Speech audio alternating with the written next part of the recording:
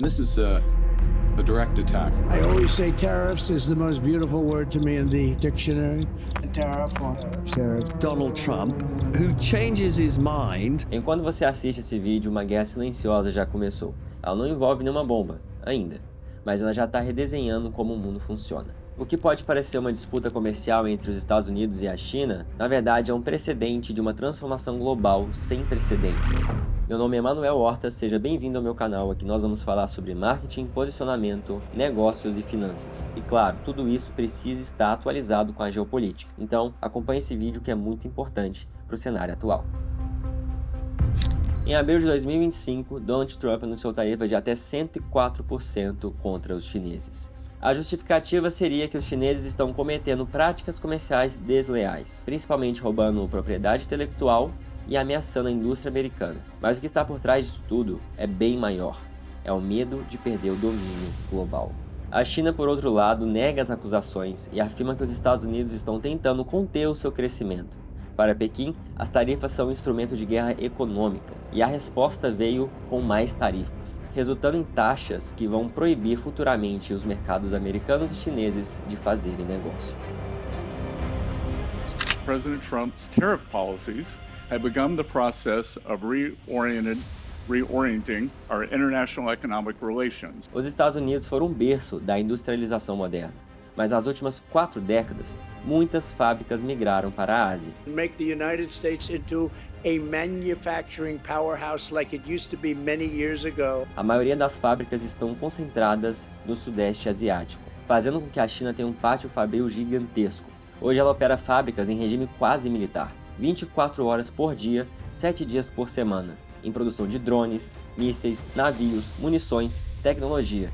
E ela já ultrapassou os Estados Unidos em escala. One of Beijing's state-owned firms built more commercial ships just last year than all of America has produced since the end of World War II.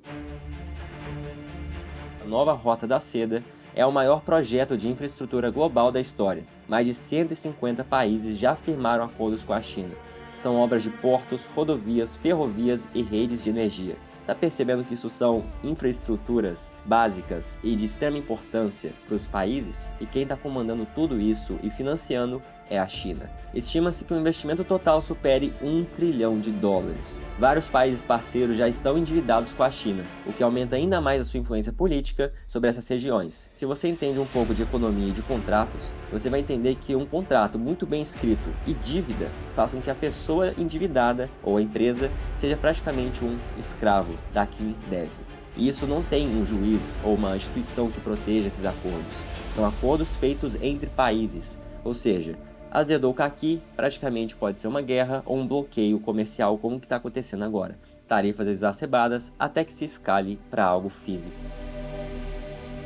E o resultado disso tudo é que a Marinha da China já ultrapassou os Estados Unidos em números absolutos de embarcações. São 370 contra 294, isso dados divulgados. Mas os Estados Unidos ainda não perdeu essa guerra. Eles lideram em tonelagem em poder de fogo. E o que isso quer dizer? Que os porta-aviões, nucleares, submarinos e embarcações são mais poderosas e carregam mais toneladas de deslocamento. Isso garante uma vantagem militar. Mas numa guerra, principalmente uma guerra longa, se os Estados Unidos perderem muitas embarcações, não vai fazer muita diferença ela carregar muita tonelada. E o problema é realmente esse, a velocidade de produção. A China consegue construir navios em menos de 1/3 do tempo que os Estados Unidos levam.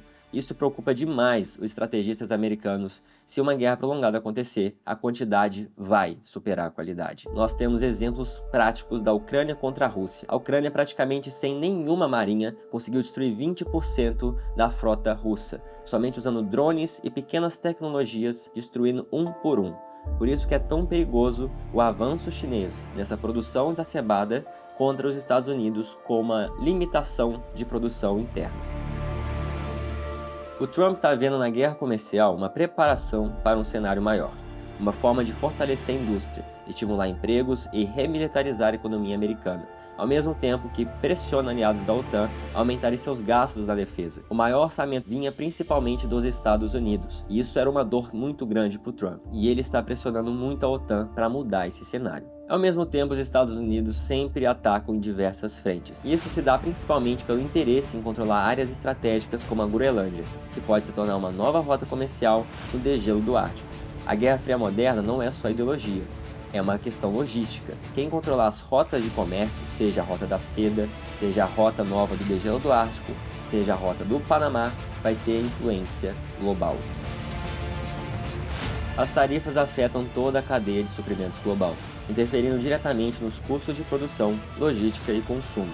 Produtos que dependem de componentes chineses, como eletrônicos, carros, medicamentos e até alimentos processados, ficam significativamente mais caros. Isso vai pressionar os índices de inflação, principalmente em economias ocidentais, onde os salários não acompanham a alta de preços. Pequenas e médias empresas, sem margem para absorver esses aumentos, perdem competitividade e muitas vezes fecham as portas ou reduzem drasticamente a sua operação. Em paralelo, países que tradicionalmente ficavam à margem das decisões geopolíticas estão unindo forças em novas alianças estratégicas. China e Rússia lideram um bloco cada vez mais coeso dentro do BRICS, que agora possui países como Irã, Arábia Saudita e Egito. O grupo busca estabelecer uma nova ordem comercial com menos dependência do dólar e maior intercâmbio entre si. E se a gente estiver vendo de fato o fim da globalização que a gente conhece? Eu trouxe para vocês aqui algumas formas de passar por essa crise sem ser tão afetado ou, na verdade, sair ganhando dela. A primeira forma seria fortalecer a sua marca com posicionamento. As marcas fortes com bom posicionamento, elas se tornam na verdade necessidade. E isso se baseia não somente por um produto realmente ser necessário, mas como os clientes enxergam o valor do seu trabalho. E uma coisa pessoal que eu recomendo é diversificar sua carteira entre países, não somente no país que você trabalha. Se você é um empreendedor, você tem capital, você consegue investir no Paraguai, consegue investir na Argentina, consegue também investir na China e nos Estados Unidos. Se algum dos lados perder, você não vai perder 100%. Em momentos de grande crise, o ideal é ser mais frio e calculista. Não caia na tentação de vender seus ativos em ações, sair da renda fixa, começar a meter a louca, guardar dinheiro debaixo do colchão. Não é essa a ideia. É você olhar para o mercado e observar oportunidades. Mas isso a gente fala num próximo vídeo. O importante é você saber que nós estamos num ponto de virada. Não sabemos se ainda vai ser para confronto real ou se vai ser uma reinvenção dos moldes que nós conhecemos hoje. Mas uma coisa a gente pode ter certeza, o jogo mudou. Mas mesmo que não tenha uma guerra, seria bem burro acreditar que o mundo voltará ao que era antes. A confiança absoluta nas cadeias globais já era, e a previsibilidade econômica já foi abalada. A era da hegemonia unipolar está chegando ao fim. Os países não confiam cegamente mais em alianças e contratos feitos no passado. Eu te pergunto, você está preparado para essa mudança? Mas na verdade eu acho que ninguém está preparado para nada, mas a gente pode aproveitar e analisar as coisas para sair melhor dessa situação. Te vejo no próximo vídeo.